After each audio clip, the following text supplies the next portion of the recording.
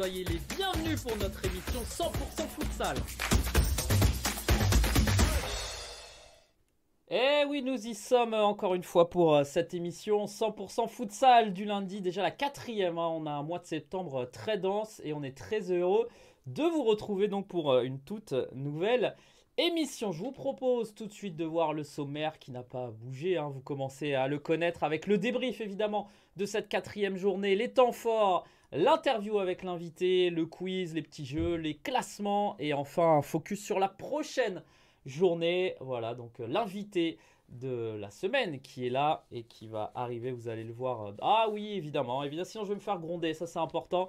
N'hésitez surtout pas à télécharger l'application pour ceux qui ne l'ont pas fait. C'est gratuit, ça prend quelques instants. Vous êtes de plus en plus nombreux à regarder les matchs aussi via l'application. Donc voilà, n'hésitez pas pour ceux qui ne l'ont pas encore fait. Vous avez juste à scanner le QR code. Voilà pour le petit instant pub. L'invité donc de cette quatrième émission, c'est Renatinho. Il est là. Comment ça va, Renato? Ça va, Steven. Beaucoup content très content d'être ici avec vous. C'est un plaisir. Ça fait déjà un moment qu'on discute. Bon, je suis là. Très Ouais, content pour ça. Merci beaucoup pour l'invitation. ça fait plaisir en effet de t'avoir. C'est vrai que voilà, on essaye de mettre un petit peu tous les joueurs de notre DA en avant et on n'avait pas eu l'occasion encore de faire une émission avec toi. Donc c'est chose faite. Ce soir, et ben on va tout de suite partir avec le débrief donc de cette quatrième journée.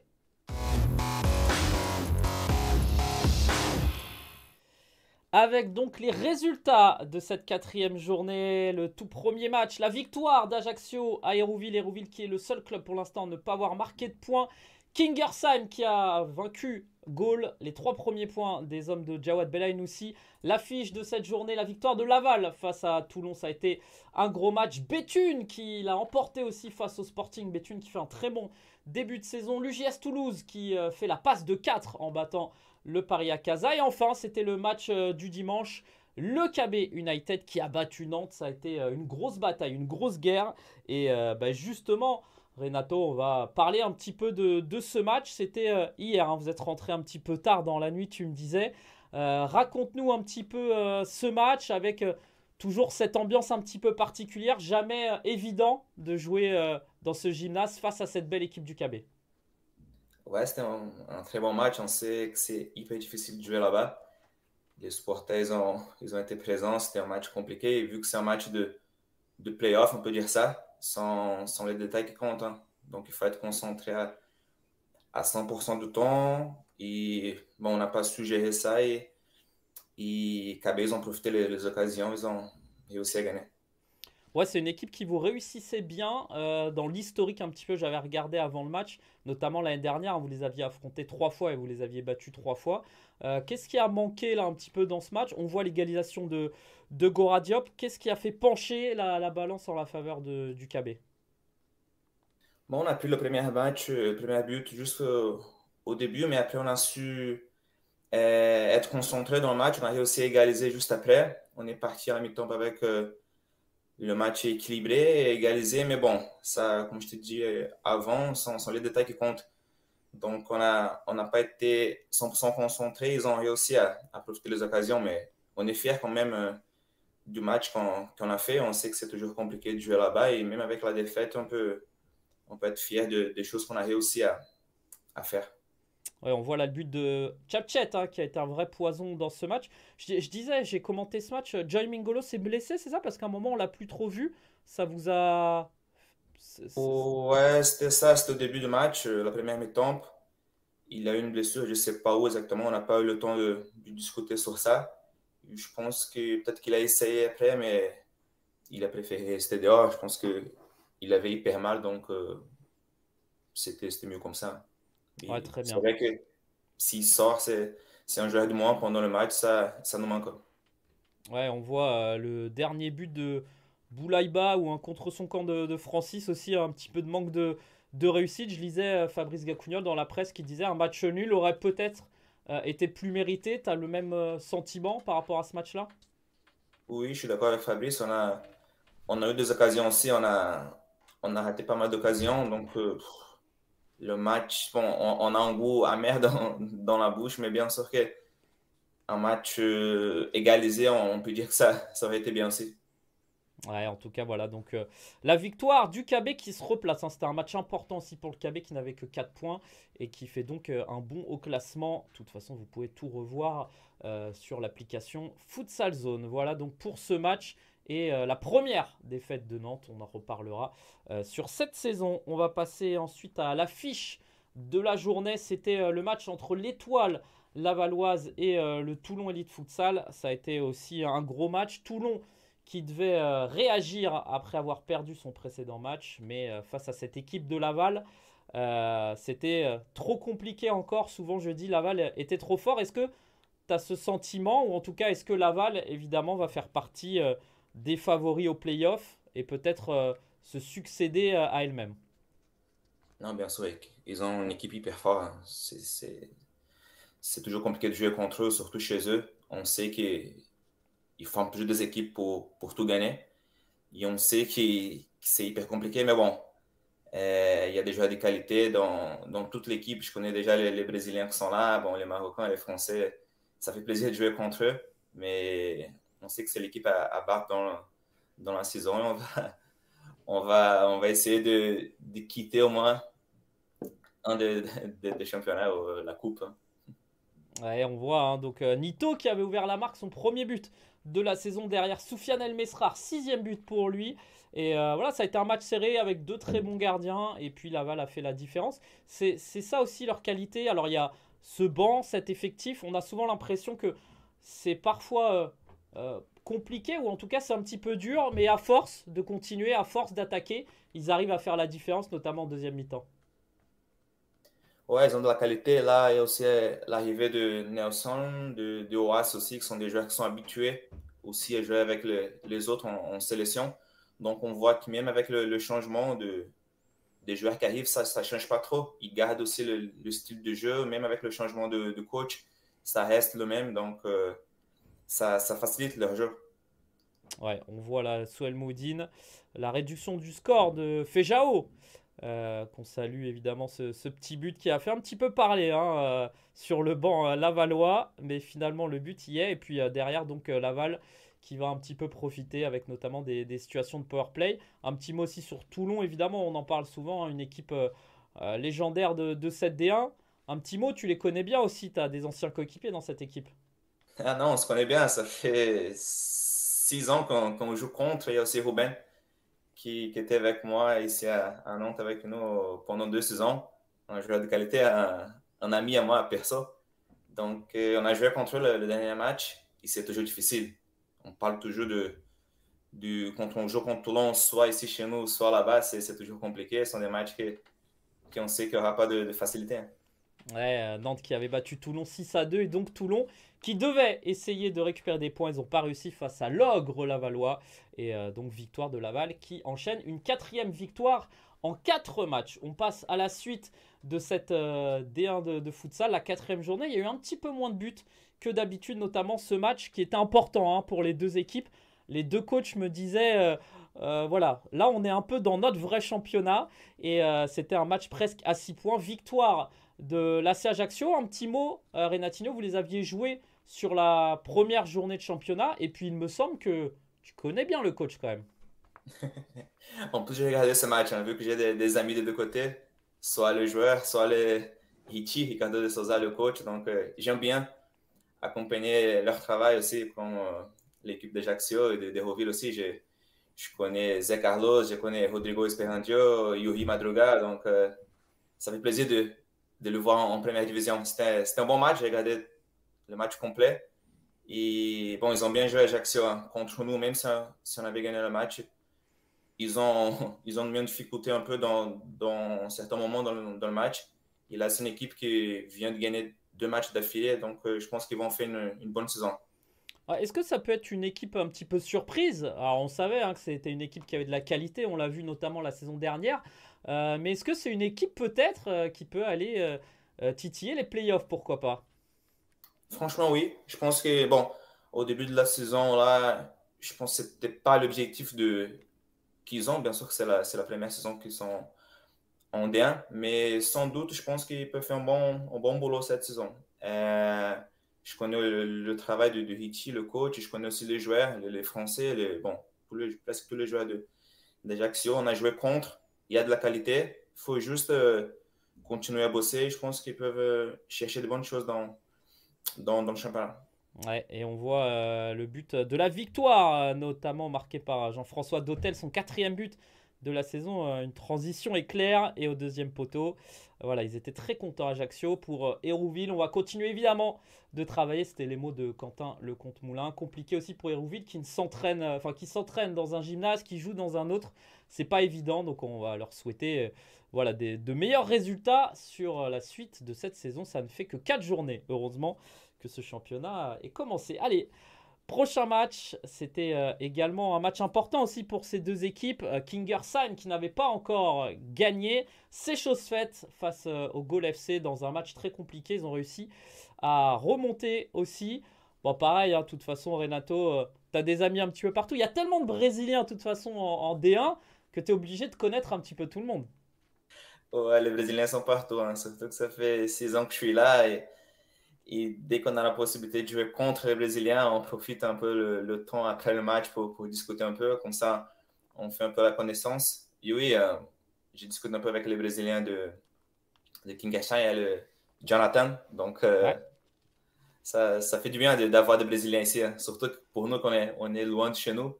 Dès qu'on a la possibilité de parler un peu le portugais, ça fait du bien. Bah, on en reparlera dans l'interview, mais comment ça se fait qu'il y a autant de Brésiliens? Raconte-nous un petit peu, toi qui es brésilien, pourquoi vous arrivez autant à vous adapter comme ça? Est-ce que c'est, bah, on le sait, hein, dès le plus jeune âge, mais c'est vrai qu'il y a une vraie histoire d'amour entre les Brésiliens et la D1, et j'ai envie de dire entre les Brésiliens et plein d'autres championnats de futsal.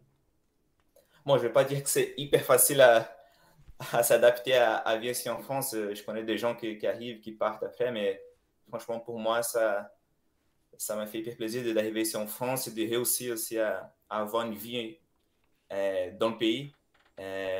Bon, il y a d'autres Brésiliens aussi qui sont en France depuis longtemps. Il y a Feijão, il y a Zé Carlos, il y a Diego Napoles. Bon, il y a Nandinho, Abetune qui sont des joueurs qui sont ici en France depuis longtemps. Donc, bon, je pense que c'est un pays qui nous a bien accueillis. Donc, on est content là et on espère continuer. Bon, moi, en tout cas, j'espère continuer. Ouais, les joueurs que tu as cités, moi je les considère plus brésiliens, hein, ils sont français pour moi, hein. Ça fait trop longtemps là qu'ils sont là maintenant. Bon, on parle plus français que portugais dans la saison, donc on peut dire ça, hein. C'est vrai, en tout cas, voilà. Donc, victoire de Kingersheim, notamment un triplé de Mathéus, un Moussa Haddad aussi qui revient en pleine forme. Goal qui a tout tenté. Premier but aussi, David Rondon, l'une des légendes évidemment de notre championnat. Mais voilà, victoire de Kingersheim, ça va leur faire du bien. On va suivre évidemment toute la saison ces deux équipes en espérant voilà, voir encore une pluie de buts comme c'était sur ce match. Allez, on passe au match, celui-là aussi. Hein, t'en parlais de Nandinho. Là aussi, il y a beaucoup de Brésiliens, notamment du côté du Sporting, le vice-champion de France, qui vit un début de saison un petit peu compliqué. Comment tu peux expliquer ça, toi, d'un point de vue extérieur, peut-être? Bon, ils ont bien changé l'effectif bon, pour cette saison. Donc, je pense qu'ils sont en train de former une nouvelle équipe. C'est sûr qu'il y a des difficultés dans le début de saison quand tu es obligé de changer beaucoup, mais ils ont une belle équipe, hein. Ils ont perdu là ce match, mais euh, bien sûr, Béthune, ils ont très bien joué, mais je crois que c'est un début de travail pour le Sporting. Ils ont moins effectif. Je pense ils vont trouver le schéma de la victoire, hein. Ouais, et puis on rappelle, hein, l'absence de Lyon De Freitas aussi, c'était quand même une grosse force dans la tactique et le style de jeu du Sporting, et puis beaucoup de recrues aussi.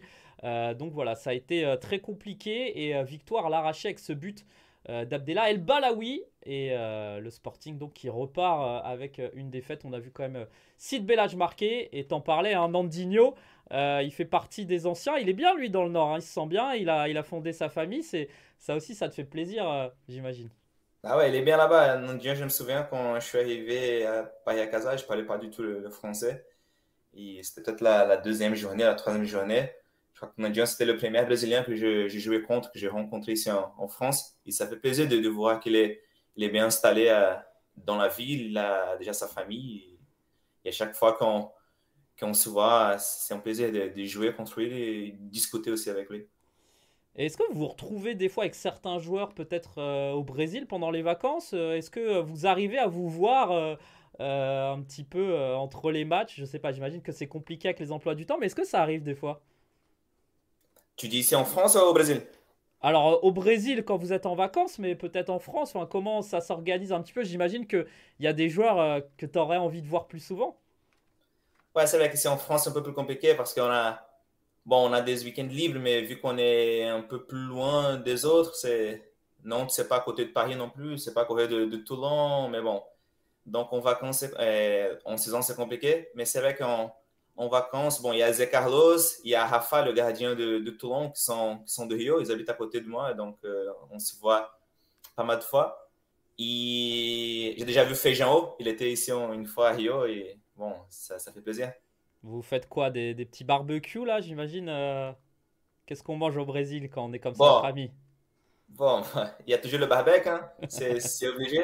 Mais à Rio, surtout, il fait pas froid. Donc, la plage, elle est à côté. Donc, tu sais, C'est c'est bien. soit plage, soit barbecue, soit les deux ensemble.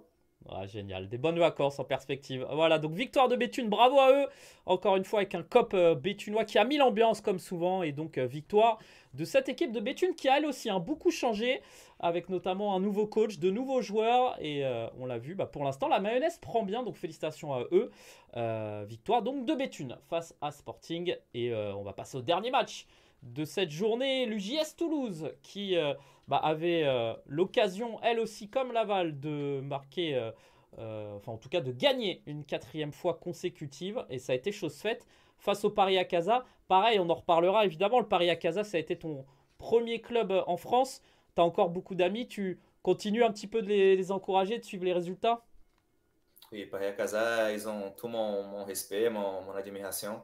C'est l'équipe qui a ouvert les portes pour moi ici en France. Donc, dès qu'on joue contre, on a la possibilité d'être ensemble, on discute. J'ai toujours un respect énorme pour les joueurs, pour le club, pour le président, pour la fiction. C'est toujours un plaisir. Ouais, et en tout cas, donc l'UJS Toulouse qui continue aussi. On parlait d'Ajaccio qui peut être une surprise. L'UJS Toulouse, on va peut-être pas parler de surprise, mais en tout cas une confirmation. Ils avaient fait une bonne fin de saison l'année dernière avec des jeunes joueurs, un coach très jeune aussi qui travaille bien. C'est quoi ton avis un petit peu sur cette équipe de Toulouse? 4 matchs, 4 victoires pour l'instant, ils nous surprennent. Ouais, c'est un début parfait, hein. Bon, je n'ai pas regardé ces matchs complets, mais quand je vois le résumé, on voit que c'est une équipe solide, hein. Ils ont bien commencé la saison. Ils ont joué des matchs difficiles. Bon, gagner le Paris à Casa, c'est toujours compliqué. Ils ont gagné contre... c'est une autre équipe aussi, contre KB. Donc, Ouais. c'est pas du tout facile. Donc, ils montrent qu'ils sont là pour chercher de bonnes choses, hein. Ok. Et ben voilà, donc l'UJS Toulouse dans ce petit palais des sports qui continue son beau parcours. Les coéquipiers d'Younes Hassen qui travaillent bien du côté donc de Toulouse. Voilà un petit peu pour les résumés de cette 4e journée. On va passer maintenant au temps fort.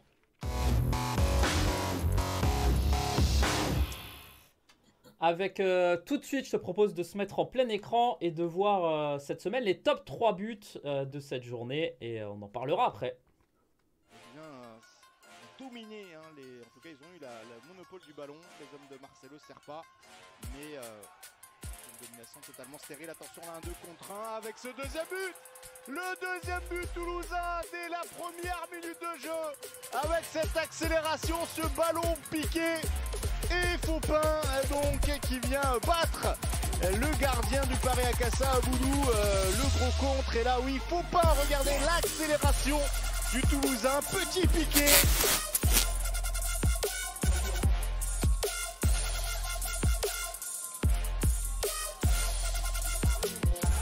Attention, Souelmoudine, superbe but de Souelmoudine, le pétard de l'international français, et Rodrigo Viana qui n'a rien pu faire sur ce coup-là.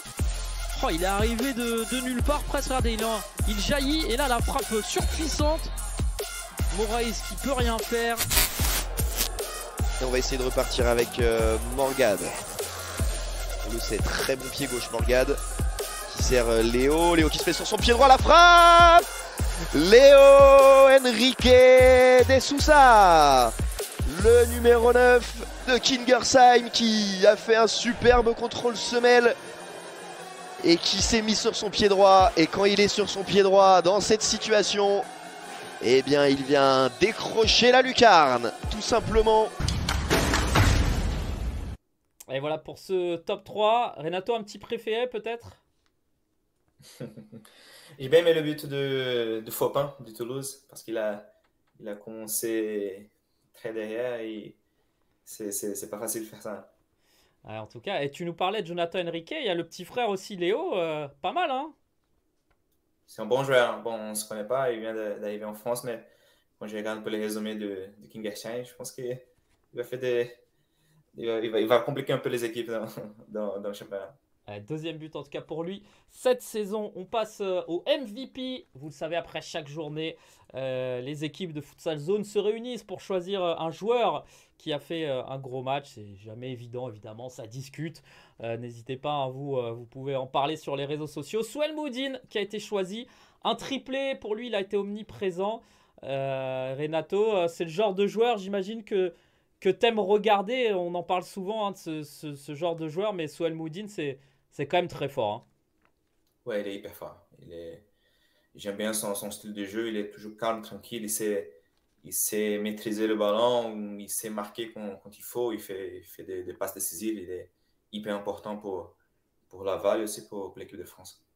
Ouais, c'est un joueur complet. Là, on voit son 5e but de très loin. Est-ce qu'il y a des joueurs, justement, je sais que tu as beaucoup d'amis, mais il y a des joueurs que tu aimes bien regarder, peut-être que tu découvres cette saison, ou voilà, certains où tu te dis, ah, j'aime vraiment bien ce joueur, je l'apprécie.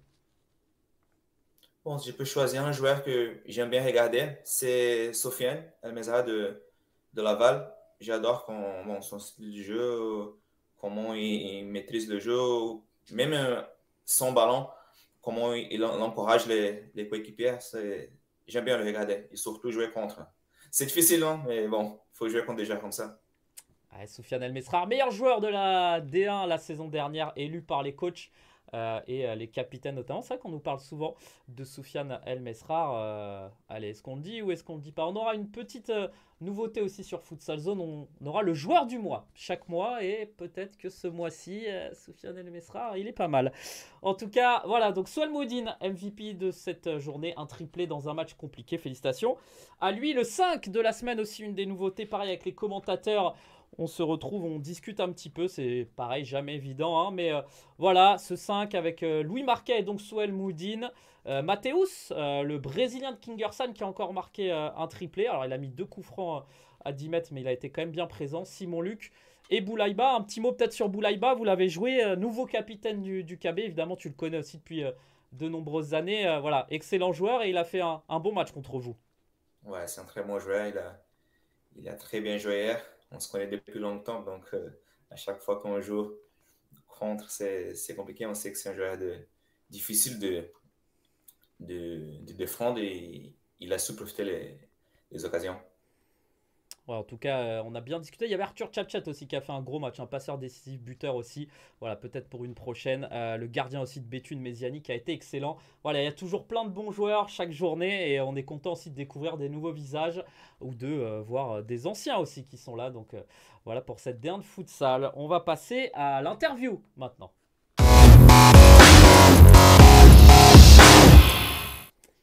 Allez, c'est parti donc pour l'interview, voilà, pour apprendre à mieux te connaître. C'est vrai que en préparant un petit peu l'émission, j'avais presque l'impression que tu étais à Nantes déjà depuis plus longtemps. C'est vrai que tu es là depuis quand même pas mal d'années, notamment en France. Mais là, on va d'abord revenir un petit peu sur les débuts. Comme souvent, moi, je trouve ça super intéressant, notamment pour les joueurs brésiliens. Voilà, raconte-nous un petit peu les débuts. Du coup, c'est quoi? C'est du côté de Rio? C'est d'abord la plage? C'est tout de suite le futsal, les petits terrains? Comment ça se passe? Bon, c'était le terrain dans la semaine et la plage le week-end. C'est comme ça qu'on fait au Brésil. Maintenant, je suis né à Rio et le futsal est dans ma vie depuis toujours. Là-bas, je pense que c'est un peu différent par rapport ici à la France. Dans toutes les écoles, on a un terrain de futsal. Donc, forcément, on est obligé, entre guillemets, de commencer dans le futsal. Et après, j'ai eu la possibilité de jouer le foot en herbe aussi, mais j'ai préféré rester au futsal. Et bon, c'était comme ça que je suis arrivé ici en France. Ouais, alors on a sélectionné quelques images, hein, tes débuts du coup au Brésil. C'est quoi ça un peu? C'est les premiers tournois, les premiers trophées. Parle-nous un petit peu là de cette époque. Ça, c'était bon, on appelle la Taça Brasil, c'est la Coupe du Brésil, c'est un championnat qu'on joue en une semaine. C'était U20, bon, j'avais 18 ans là, et on était vice-champion. Bon, c'était le premier voyage pour jouer en tournoi national, même si on n'a pas gagné le tournoi, on était content de tout le parcours. Et c'était, bon, on peut dire, la première finale en pourtant Et ça, que j'ai joué. ça c'était avec quelle équipe? Vasco da Gama, c'est une Ouais, équipe c'est qui ça. joue ouais, c'est une équipe de foot professionnel qui ont aussi, bon, presque toutes les catégories de base au futsal. Ouais, j'avais reconnu le. Alors, si je dis pas de bêtises, mais c'est le nouveau club de Dimitri Payet. Parfait, ouais, voilà, c'est Ok, là. ouais, ouais, j'avais un doute, mais c'est vrai que j'ai vu ce maillot qui est un peu légendaire, en tout cas au Brésil. Et C'est bien ça. voilà, donc ça, c'est un des premiers trophées. On va voir un petit peu d'autres photos. Donc, tu le disais, en fait, c'est vraiment ancré en vous quand vous êtes au Brésil. Voilà, on est obligé un petit peu de commencer par le futsal, de jouer entre équipes, c'est quoi? C'est d'abord entre écoles, entre collèges, ou tout de suite on s'inscrit dans un club? Et moi, je commençais à jouer bon, des compétitions un peu tard. Là, on peut voir des équipes U7, U6, U5 qui font des compétitions. Je commençais un peu plus tard par rapport à eux. Mais ouais, c'était ça. J'avais 10 ans, 11 ans quand je commençais à jouer mes premières compétitions. Et ouais, c'était ça. J'ai pas mal bougé. À Rio, il y a plein de compétitions, il y a plein d'équipes. Donc, c'était comme ça. Puis, j'ai joué le futsal de 10 ans à 24 ans à Rio. Ok, alors j'avais juste une petite question sur la photo d'avant, mais c'était quoi cette mode là sur le nez? Parce que j'ai vu une autre photo, vous aviez tout ça, c'était quoi, pour mieux respirer? Ça, c'était la première et la dernière fois que j'utilisais. Ok, Comme nous, on est habitué à la chaleur. Là, on jouait au sud du Brésil, où il fait hyper froid. Bon, dans cette semaine-là, il faisait -1. C'était la première fois que j'ai eu aussi froid. Il disait que ça nous aidait à respirer un peu plus. Franchement, ça m'a pas trop aidé, mais c'était la mode, hein. c'est ça, ouais, c'était ça, parce que à un moment j'ai vu une autre photo où quasiment tous les joueurs avaient ce petit, je sais même plus comment on dit, mais c'est vrai qu'on l'avait vu aussi en France à une époque. On va voir une petite dernière photo là de la période Brésil. Comment ça se passe aussi, je trouve c'est intéressant, le moment où on part du Brésil. Comment ça se passe? T'as un agent, t'as quelqu'un qui te contacte, qui dit un club français veut te recruter. Toi, tu avais vraiment envie de partir en Europe. C'est quoi un petit peu le cheminement pour arriver du coup dans ton premier club français? J'ai quitté le Brésil tard. Bon, j'avais 24, presque 25 ans. Là, c'est tard. Mais j'avais toujours envie de quitter le pays pour jouer le futsal. Mais bon, la proposition, elle n'arrivait pas. Donc, j'ai fait mes études, j'ai fini l'université. J'ai réussi à avoir mon diplôme. Et après 24 ans, j'ai reçu la proposition. Bon, ce n'était pas une proposition. C'était d'abord un appel d'un agent au Brésil qui connaissait Ricci, bon, Ricardo de Ouais. Souza. Il cherchait un joueur brésilien qui était en forme dans le championnat dans la région. Et bon, ça tombait bien, hein. L'agent me connaissait, j'étais bien dans le moment et Richie voulait aussi un joueur. Heureusement que j'avais une vidéo avec quelques actions dans le championnat. Et c'était à partir de ça que la proposition est arrivée. Donc en 3 semaines, j'ai tout quitté, boulot, travail, boulot. J'ai travaillé. En fait, j'avais 2 boulots à l'époque. Donc j'ai tout quitté pour arriver en France. Donc c'était à partir d'un agent. Ouais, du coup, premier club en France, le Paris Casa. On va voir comment. Voilà, c'est quoi le début? J'imagine Paris, c'est évidemment l'une des plus belles villes du monde, mais c'est pas, ça doit pas être évident à ton âge de tout quitter comme ça et d'arriver. Voilà, c'est quoi les premiers jours, les premières semaines? Est-ce que t'es un petit peu triste? Raconte-nous comment ça se passe. Bon, nous, les Brésiliens, on grandit en regardant Paris, dans les émissions, dans les nouvelles, dans les films. Donc, on a toujours envie de connaître le pays, la France, surtout Paris. Donc, c'était un plaisir, mais bien sûr que c'est pas facile. Heureusement qu'il y avait Richie, le coach. Donc, on est toujours ensemble en parlant portugais. Il y avait aussi des joueurs qui parlaient espagnol. Et comme c'est un club on est hyper proches. Paris Casa, c'est comme ça. C'est comme une famille. Donc, je pense que je suis arrivé dans le bon club ici en France pour ça. Donc, la première saison, c'était bien. C'était la première saison du club en D1. C'était bien passé.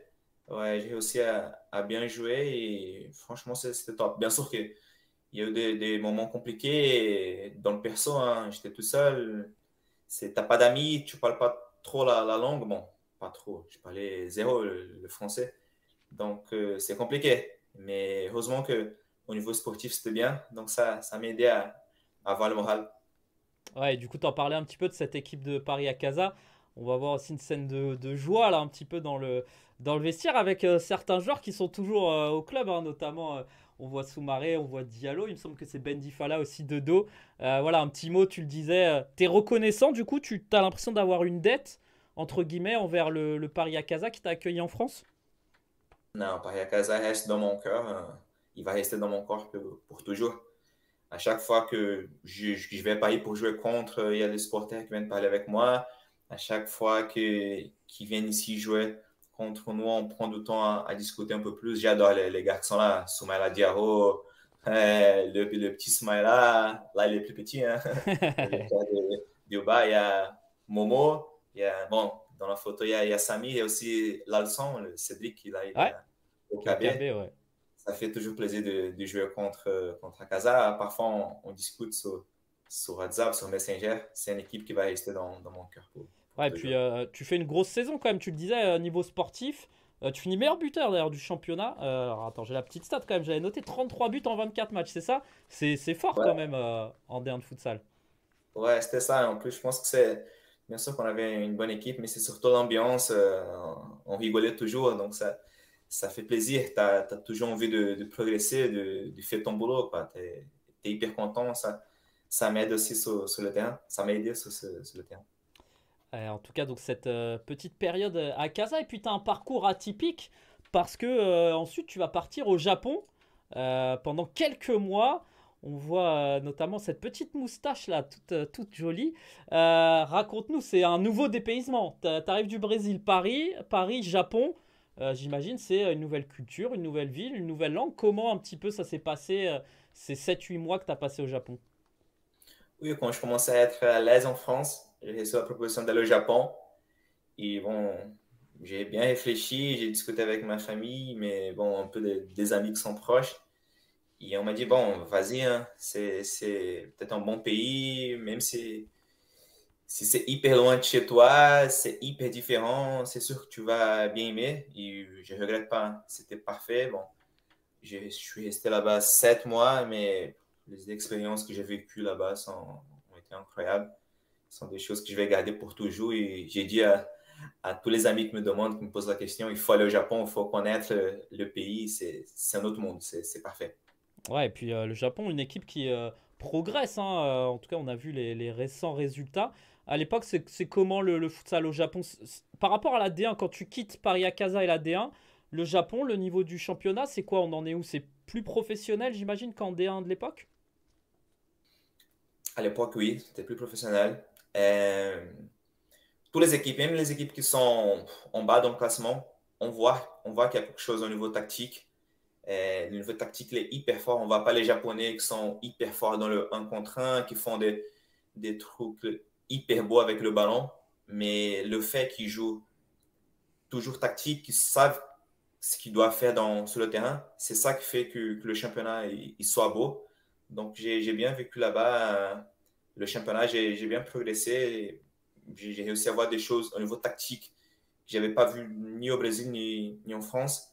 Et quand on me pose la question, souvent, je dis la Ligue du Japon, elle est hyper forte. C'est sûr qu'il a, bon, je ne suis pas trop, presque rien la Ligue, mais c'est sûr elle a encore plus progressé. On voit dans les sélections, soit la sélection adulte, soit les sélections de base, U20, U23, qu'ils ont joué ici en France. Contre la France, on voit qu'il y a du niveau. Ouais, il y avait eu, je me souviens d'avoir commenté un match France-Japon U23, une double confrontation. Les Japonais avaient été très très forts et les Français n'avaient pas pu faire grand-chose. Dernière petite photo.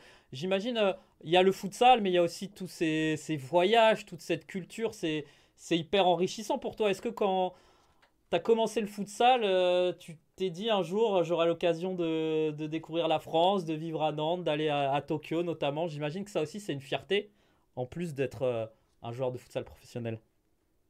Bien sûr, quand on parle de la vie du joueur de futsal, il faut penser aussi aux choses qui arrivent hors du terrain. Et là, ce sont des choses que je vais garder pour toujours. Le futsal m'a tout donné. Euh, la possibilité de connaître des pays, des gens, des cultures, ce sont des choses que je ne vais jamais oublier. Et j'ai encore envie de découvrir d'autres choses, de faire des amis, de connaître des endroits. Et c'est ça qui fait encore plaisir.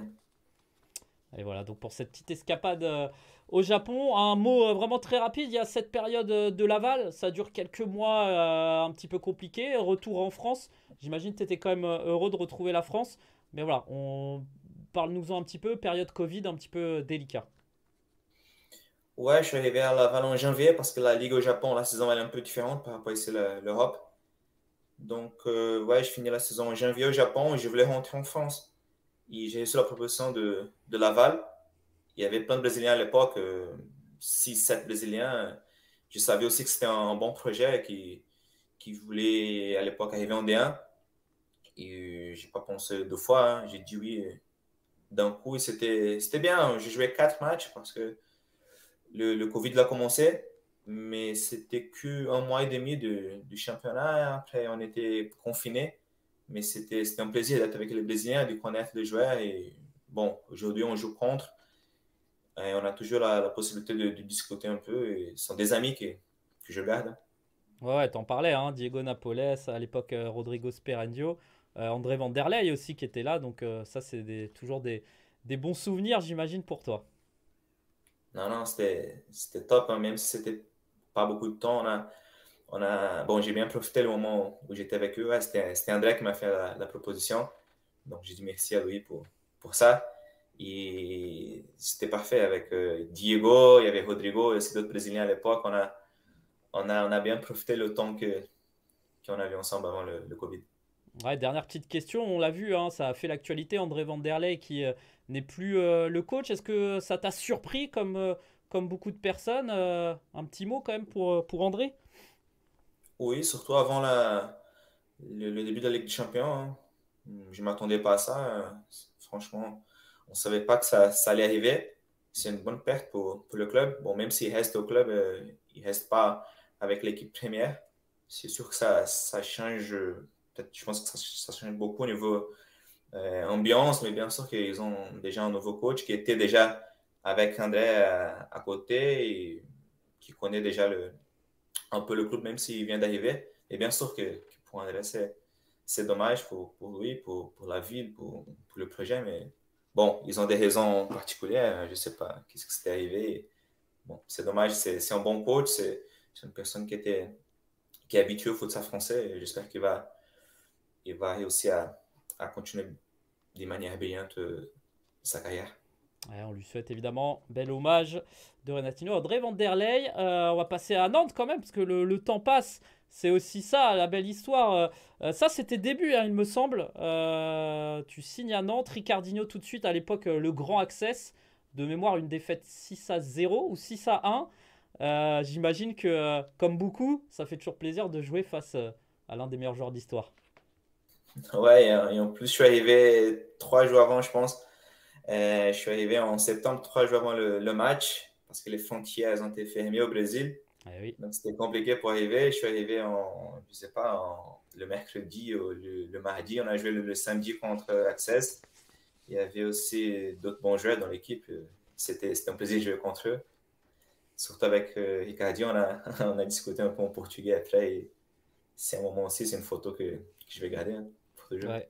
Alors pour la petite histoire, en plus, c'était le tout premier match que j'ai commenté en D1 de futsal. C'était déjà il y a 4 ans. Et je me souviens, Ricardinho avait été vraiment très très bon. C'est le début de la belle histoire d'amour, j'ai envie de dire, avec Nantes.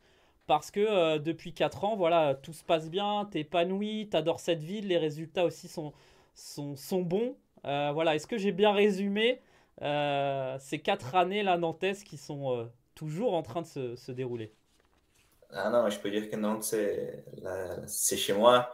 Il y a aussi Rio, mais Nantes, c'est un endroit où je suis hyper content, je suis très à l'aise. Ici, ça fait déjà, bon, c'est ma 4e saison. Je suis hyper bien dans le club, dans le quotidien, dans la vie. La ville, elle est parfaite. Bon, il y a pas de souci, hein. Je suis avec ma copine ici en France, hein. Donc tout va bien. Ah, c'est aussi la belle histoire. Tu as rencontré ta copine ici à Nantes, ce qui fait encore un peu plus d'attachement à cette ville. Ouais, la Nantaise, ça fait bon, bientôt 3 ans qu'on est ensemble. Donc, il n'y a rien de mieux, hein. Je suis dans un bon club avec des amis. Et là, j'ai aussi ma famille française. Ma mère est venue ici en France pour connaître sa famille. Donc, tout va bien. Bon, c'est top, c'est génial en tout cas. 4e saison hein, donc à Nantes. On va revoir un petit peu voilà, quelques images. Tu portes aussi de temps en temps le brassard. J'imagine que c'est une fierté ça, la confiance de Fabrice Gacougnol par rapport à ça. C'est important pour toi? Ouais, c'était comme ça les années dernières. Ouais, j'avais le brassard aussi avec Steve, mais ça fait plaisir. Ça montre que le coach il a la confiance bon, sur moi. Ça fait plaisir. Même quand on n'a pas le brassard, on essaie de montrer un peu l'expérience envers les autres. On a aussi plein de joueurs, même s'ils ne sont pas les capitaines, ils sont aussi derrière nous, ils sont à côté de nous, en fait, pour bien dire. Et ça fait plaisir. Ça montre que le coach a la confiance et bon, c'est toujours bien. Est-ce que tu as l'impression que le club monte en puissance depuis que tu es là? On voit cette magnifique photo là, avec les copains. Tu es le dernier survivant hein, de cette photo. Voilà, la première, le premier trophée de l'histoire du NMF. L'année dernière, vous avez fait aussi une grosse saison qui s'est terminée de peu en demi-finale. Voilà, est-ce que tu as l'impression aussi que le club progresse, le recrutement est de mieux en mieux? Et puis cette saison, malgré la défaite face au KB, ça commence quand même plutôt bien. Ouais, moi, que je suis là depuis 4 ans, c'est facile à voir l'évolution qu'on a eu dans le club. Quand je suis arrivé, on n'avait pas le Krebs. Toi, tu connais bien le Krebs des installations. Ouais. Et après, dans la deuxième saison, on a réussi à voir ça qui nous permet de faire le mieux boulot possible. On est hyper content. Tout ce qu'on a pour bien bosser. Après, on a gagné la Coupe de France et on a continué à progresser. On veut toujours plus. Nantes, c'est un club, bon, surtout un projet qui essaie de monter à chaque fois, chaque année. Et on essaie toujours de recruter des bons joueurs, des top joueurs. Et c'est pour ça qu'on garde toujours le niveau. Bon, on ne garde pas, on essaie de monter à chaque fois le niveau. C'était comme ça la saison dernière, on est arrivé en demi-finale. Et là, on espère aller encore plus loin. Ouais, puis la saison dernière, personnellement, ça a été quand même une belle saison. 15 buts, 9 passes décisives. C'est plutôt pas mal. Ouais, c'était bien. Je suis content de la saison que j'ai réussi à faire. C'est surtout parce qu'on avait une bonne équipe. On n'arrive pas à avoir les numéros comme ça si on est tout seul. Donc, on avait une très bonne équipe. Et j'espère que ça va continuer dans cette saison-ci. Ouais, on voit justement voilà, début de saison. C'est marrant parce que je faisais peut-être le lien. Je sais qu'on a déjà échangé ensemble, notamment récemment. Est-ce que tu as ce rôle aussi un petit peu de grand frère ou en tout cas quand il y a des étrangers qui arrivent à Nantes, voilà, toi tu parles déjà français, c'est peut-être plus simple. Est-ce que tu fais le lien peut-être quand tu es arrivé à Casa avec Ricky notamment le coach? Ouais, tout ce que j'ai vécu à Paris avec Haïti, avec des Français qui parlent espagnol. Là, j'essaie de faire le même avec les Brésiliens ou les Sud-Américains qui arrivent ici. Je sais que c'est compliqué, surtout la première saison. La saison dernière, il y avait Cadinho, le Brésilien. Là, il y a Jean. Avant, il y avait Ale, Guido. Donc, je sais que c'est compliqué et dès que je peux les aider, je fais ça avec un immense plaisir. Bon bah top. Merci en tout cas pour cette interview. Allez, deux, trois petites questions. On va peut-être commencer par... Allez, Ruben Ordonez justement qui te demande ton petit pronostic pour les 4 équipes des playoffs. Peu importe l'ordre. Allez, peu importe l'ordre. Bon, je mets Nantes, bien sûr. Laval, KB et... Bon, c'était Robin qui a demandé, hein, donc j'ai dit Toulon.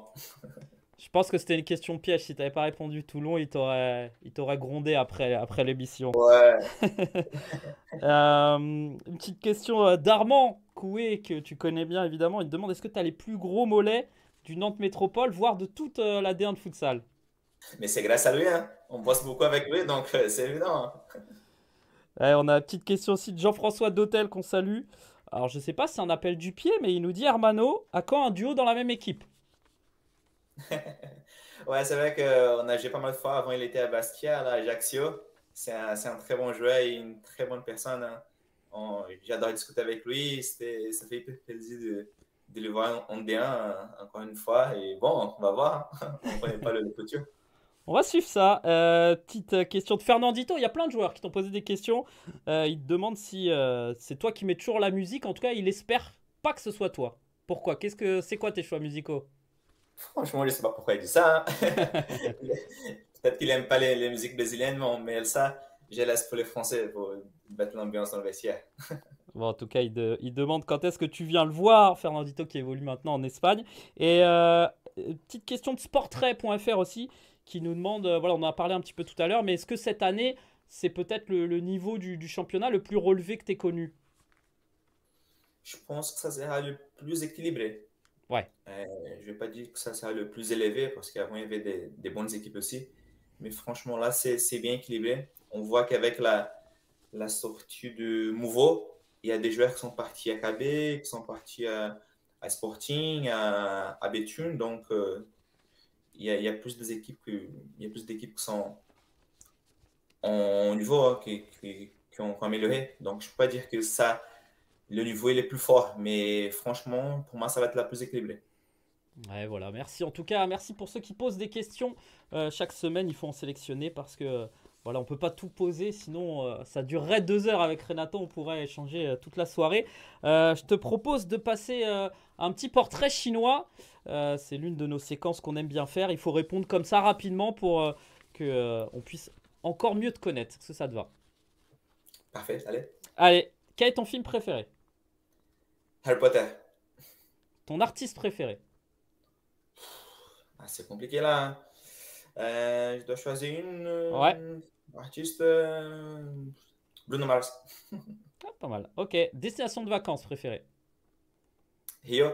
Ouais. Une couleur préférée? Bleu. Combien de langues tu parles? Bon, 3, un peu plus d'anglais, mais 3, espagnol, français et portugais. Et japonais, non, même pas. Japonais, je sais compter de 1 à 10. Bien, salut. Je parlais ça avec Mika hier. Non, je parle rien en japonais. Ok, ok. Ton geste technique préféré? Bon, je sais même pas si un nom pour ça, mais j'aime bien quand je passe le pied, ils disent que c'est une brésilienne à la Renato. Je sais pas le nom, mais quand je fais un geste à gauche, où je mets la semelle sur le ballon, vers Ok. la parallèle. Je vois très bien. Tu le fais bien, mais c'est vrai que je sais pas s'il y a un mot qui existe pour ça. Non, il n'y a pas un On nom. va le créer, hein. La Renatinho. Voilà, on a la Soukounette, maintenant on aura la Renatinho. Ton sport préféré autre que le futsal? Le foot, on est. Ton chiffre préféré? Là, c'est le 15. Ok. Le super pouvoir que tu aimerais avoir? Être un peu invisible. Comme sur le terrain, quoi, de temps en temps, hop.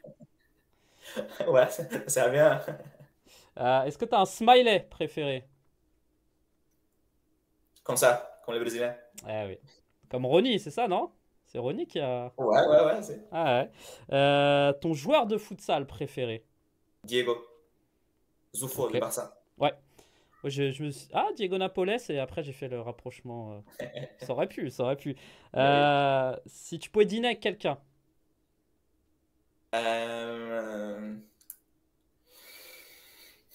Neymar. Ok, il faut aller en Arabie Saoudite maintenant. Trois Il choses paye. indispensables. Comment? C'est lui qui paye. Ah, j'espère, quand même. Trois choses indispensables avant de sortir de chez toi. Téléphone, mes documents perso, documents téléphone et ma carte grise. Ok. Est-ce que tu as un repas préféré avant les matchs? Non, moi je te jure, pâtes, soit avec du poisson, soit avec du poulet. Ok. Et ton dessin animé préféré? Allez.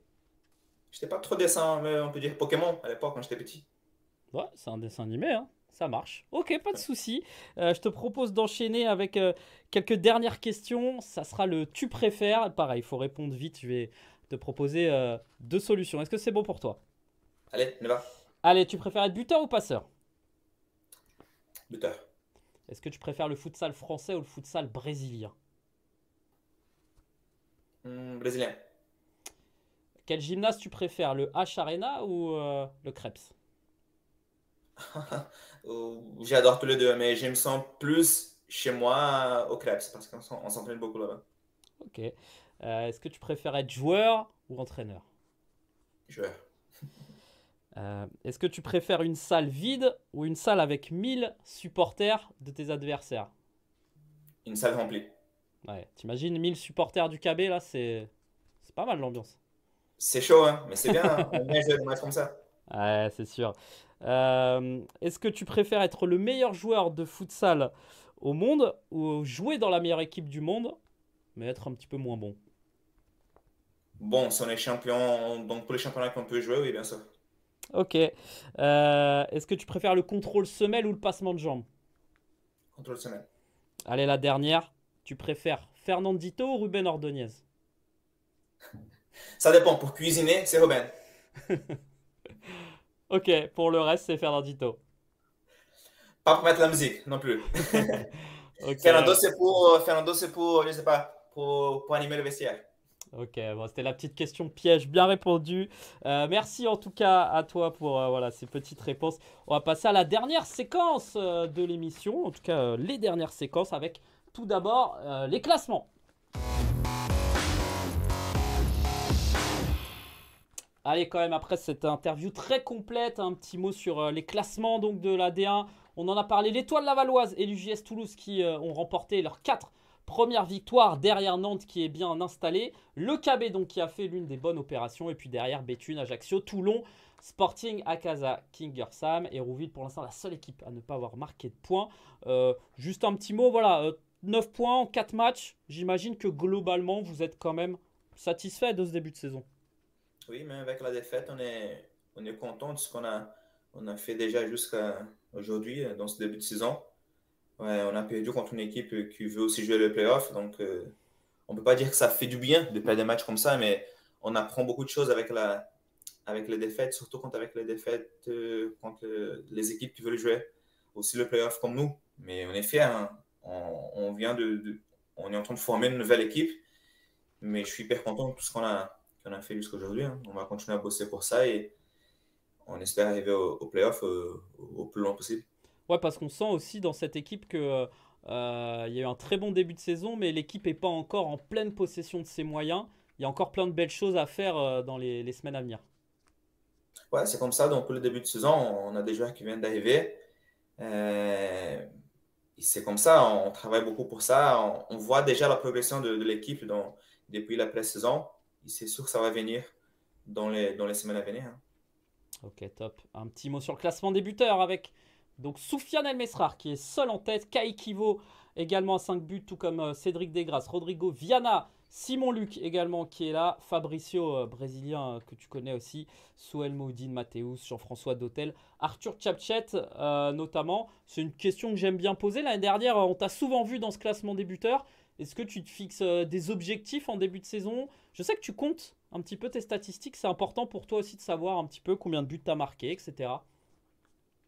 Ouais, je compte toujours, mais c'est pas une chose que je garde dans ma tête. Non, je dois faire combien de buts dans la saison, non? Bien sûr que je vais toujours marquer, mais du moment que je peux aider mon équipe à bien jouer, ça, c'est le plus important. Ouais, est-ce que tu as l'impression aussi que ton jeu a évolué tu étais vraiment un buteur, voilà, notamment cette saison au Paris Akaza. Est-ce que tu as l'impression d'être plus complet le coach te demande aussi peut-être voilà, différentes choses. C'est quoi toi un petit peu ton ressenti? Ouais, c'est vrai que ça change beaucoup quand on voit le type de jeu quand j'étais à Casa, ici à Nantes. C'est vrai que là, on a des buteurs, hein. On a des joueurs qui sont là, pas pour ça, mais qui font très bien ça. Et j'essaie d'aider mon équipe avec mes qualités tactiques. Et c'est ça qui compte pour moi. Donc, c'est le plus important. Du moment que, même si je ne marque pas et on gagne, je joue bien, c'est le plus important. Ok, très bien. Top 10 des passeurs maintenant. Classement non officiel avec plusieurs joueurs, hein, 4 passes, notamment Jean Trujillo. Tu nous en parlais tout à l'heure. Ismaël Diarab, Dessin Mohamed, Mathieu Faupin. 4e passe en 4 matchs pour lui. Kai Kivo, Moussa Haddad également. Voilà. Yuri Madruga, t'en parlais. Voilà, et Michael De Sandrade. Voilà, plein de très bons joueurs. On va continuer de suivre ça. Qui succédera à Souhel Moudine? Pour l'instant, Souhel n'est pas là. Attention quand il va se réveiller. Mais voilà, ça va être encore une belle bagarre avec plein de belles individualités qu'on découvre, hein, aussi. C'est ce que je disais. Yuri Madruga, Mathéus notamment. Jean Trujillo. Un petit mot peut-être sur Trujillo. C'est vrai que nous, on ne le connaissait pas. Il fait un bon début de saison. C'est un très bon joueur. Dès qu'il est arrivé, j'ai vu qu'il avait la qualité pour ça. J'essaie d'être toujours avec lui dehors et aussi sur le terrain pour l'aider avec le français. Je sais que c'est compliqué, mais franchement, son début de saison au niveau futsal et au niveau aussi hors terrain, ça se passe hyper bien. Je pense qu'il est hyper à l'aise ici à Nantes.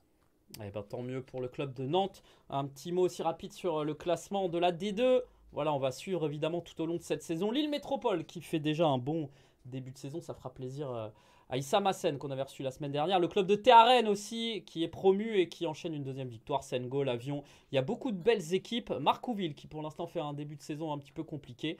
Et puis voilà, dans la poule B, un petit mot aussi sur ces équipes.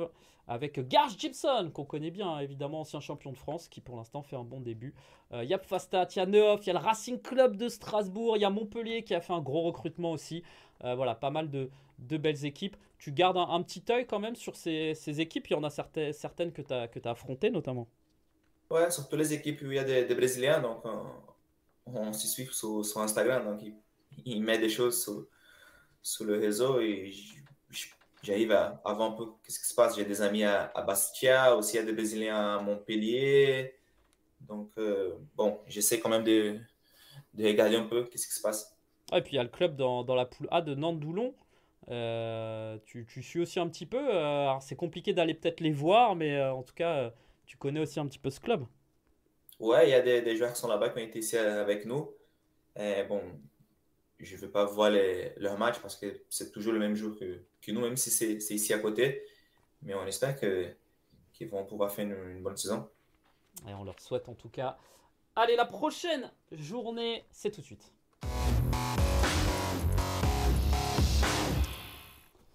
La prochaine journée donc avec Gaulle face à l'UJS Toulouse, l'Étoile Lavalloise face au KB United, le Sporting Club de Paris face à Kingersheim, Akaza face à Hérouville, Nantes face à Béthune et enfin dimanche, ça sera l'AC Ajaccio face au Toulon Elite Futsal. Un petit mot sur ce match-là en préparation, ça sera dans 2 semaines. On le disait tout à l'heure, Béthune, un bon début de saison. Va falloir être bon ce samedi 14 octobre.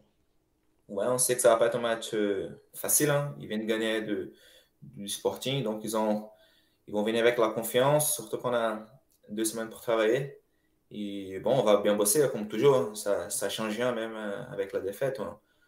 On va bien bosser dans les 2 semaines qui arrivent pour faire un très bon match. C'est toujours bien de jouer chez nous. Et bon, on compte avec le supporter aussi pour mettre l'ambiance, pour nous pousser, pour retrouver la victoire. Ouais, les résultats à domicile pour l'instant sur le début de saison sont bons, hein. 2 matchs de victoire, tout va bien. Non, c'est parfait, hein. Il y a pas de souci là. On continue sur le bon chemin et ça change rien. Ok, rendez-vous lundi 16 octobre pour la prochaine émission. Malheureusement, je ne serai pas là. Voilà, donc c'est Clément Gérin qui va me remplacer et qui sera très bon comme d'habitude. Il avait déjà fait 1 ou 2 émissions l'année dernière. Ça sera donc à suivre lundi 16 octobre, toujours sur Facebook, sur Futsal Zone. Un petit mot sur l'affiche de la journée. Le retour de Laval, encore une fois, à l'Espace Mayenne face au KB United. Match avec beaucoup d'internationaux français. Ça va être évidemment un gros match et ça sera donc à suivre sur les antennes de Futsal Zone. Un petit mot aussi rapidement sur l'actualité. Ça sera jeudi sur l'équipe 21h05 France-Croatie à l'Espace Mayenne.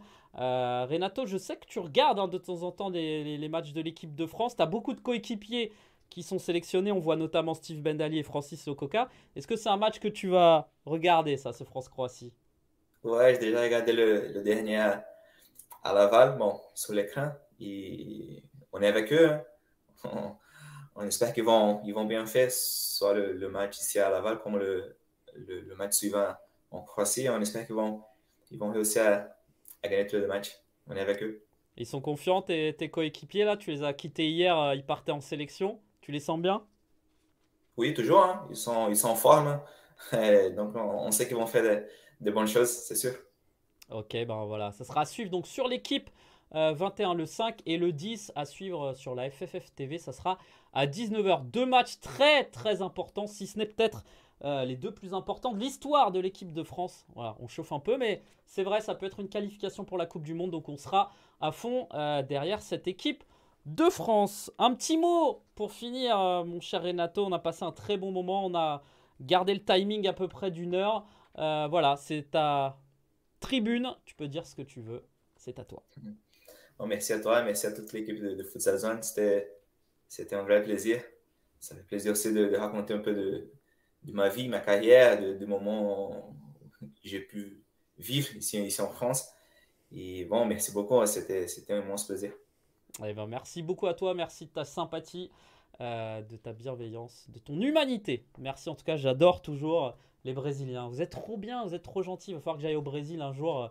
C'est bon, avec tous les joueurs de D1 qui habitent au Brésil, je peux me faire des bonnes vacances. Je vais aller voir un peu chacun là.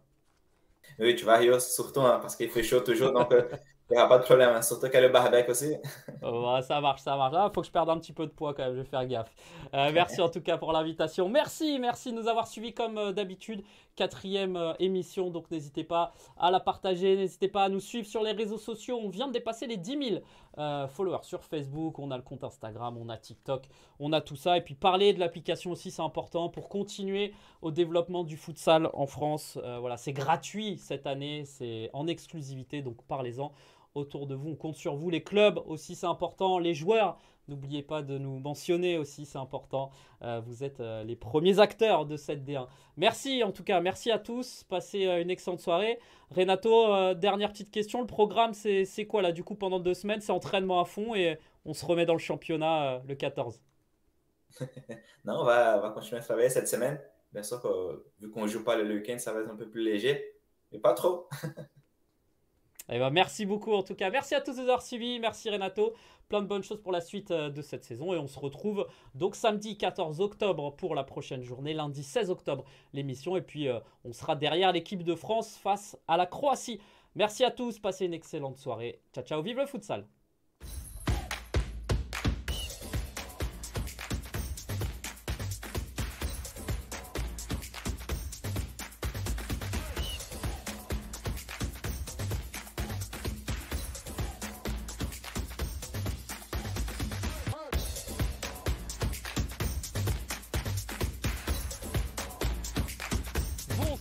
Bonsoir à tous, soyez les bienvenus sur Futsal Zone.